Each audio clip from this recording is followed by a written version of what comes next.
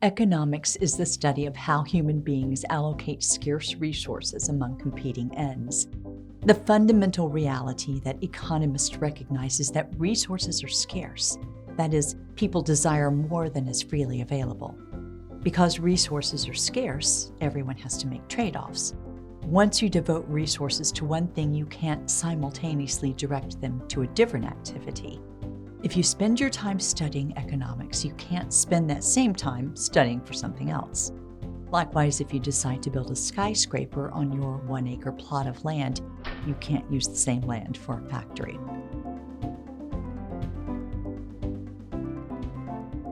Economic systems establish the ground rules, who it is that gets to make the decisions about how our scarce resources are allocated. In general, there are two main types of economies: command economies and market economies. In a market economy, individuals allocate resources according to their own plans and information. You get to make the decision on what to study for the next 15 minutes. The landowner gets to decide what to build on their land, or they can sell it to someone else. In a command economy, resource allocation is centrally planned by the state, who owns the means of production. State agencies or departments determine where factories should be built and how much of a given good or service should be produced. There are also mixed economic systems, which, as their name suggests, try to mix the two kinds of economic systems together. A market economy is characterized by economic freedom and limited government. In a market economy, property and labor are privately owned, and the decisions to work and exchange goods and services are decided by individuals. Voluntary exchange takes place whenever individuals are able to identify mutually beneficial gains from trade. The price system communicates to market participants the value placed on different resources, and individual ownership enables a multitude of transactions to take place without anyone centrally directing them. The government plays the role of establishing property rights and enforcing laws that set the ground rules for exchange and competition. What emerges from a market order is an economy where competition identifies and rewards the best producers of a good or service with economic profit, and subpar producers are encouraged, via losses, to exit markets. In a market economy, competition is a feature, not a bug of the system. Rather than unnecessarily duplicating the work of another firm, competition enables producers to experiment to discover new and better goods and services, or better methods of production for existing goods and services.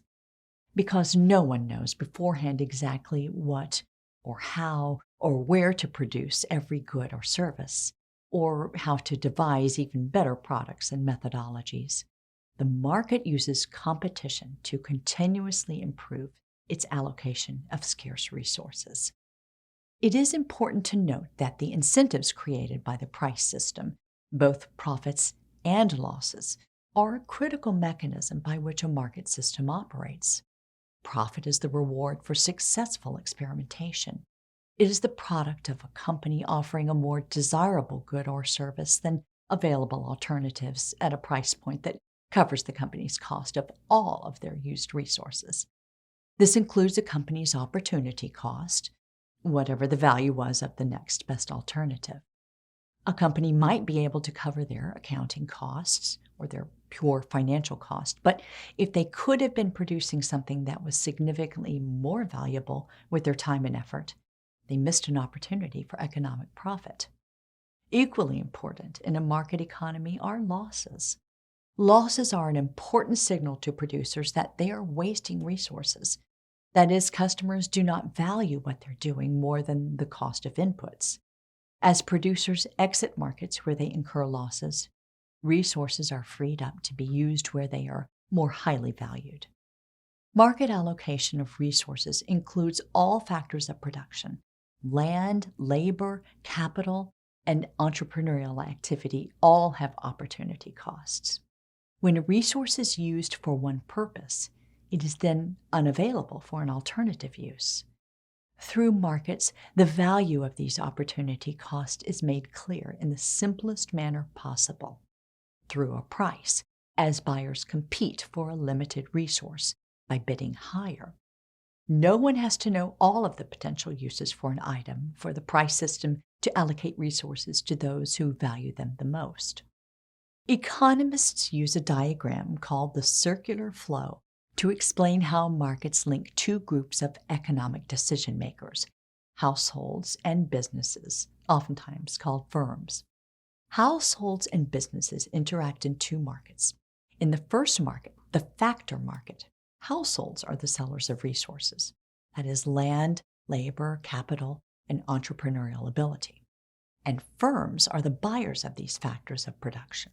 Firms buy resources from sellers, and households receive payments for providing these resources. Each type of payment has a different name. Payments for labor are wages. Payments for land or other natural resources derived from land are referred to as rents. Profit is what we call the leftover money after a firm has paid all its costs. This goes to the owner of the business. You may find it surprising that households own land, capital, and even entrepreneurial ability in this market. Households are modeled as owning all of these resources because ultimately each business is owned by individuals or groups of individuals who are themselves part of households. When a firm makes a profit, the owner of the firm takes home the profit and gets to spend it however they choose.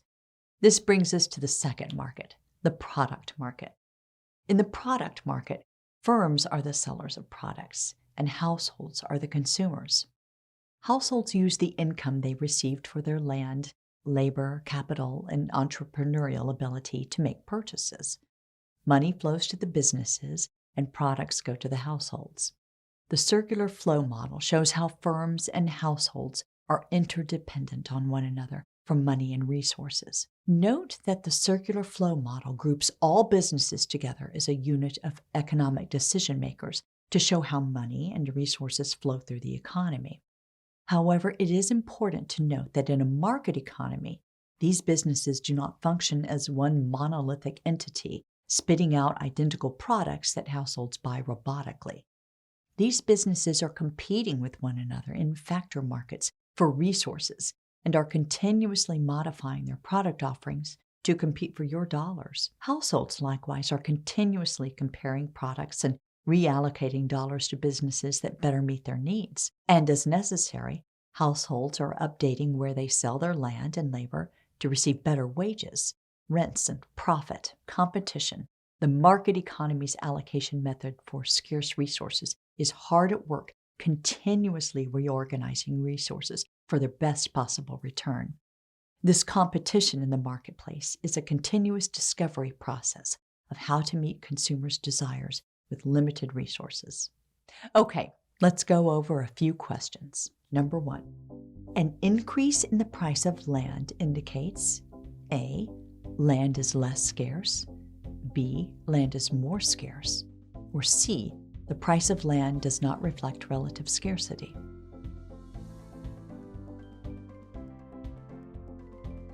The correct answer is B. Scarcity means that there is less freely available than is desired. Land is an example of a scarce resource. When the price of land goes up, that communicates to buyers that there is more interest in the resource than before. That is, more people want something that is limited in availability.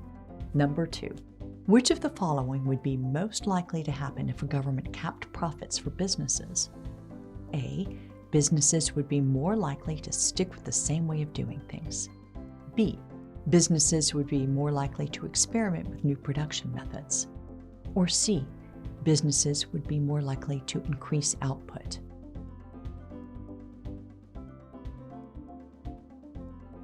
A is the correct choice. Profits are the incentive for businesses to try new ways of doing things. If their potential returns on experimentation are capped, they're more likely to continue doing something that they know is working. Number 3, in the circular flow model, businesses pay workers wages, which eventually flows back to businesses as A, rents for land, B, profit for entrepreneurial activity, or C, payments for products.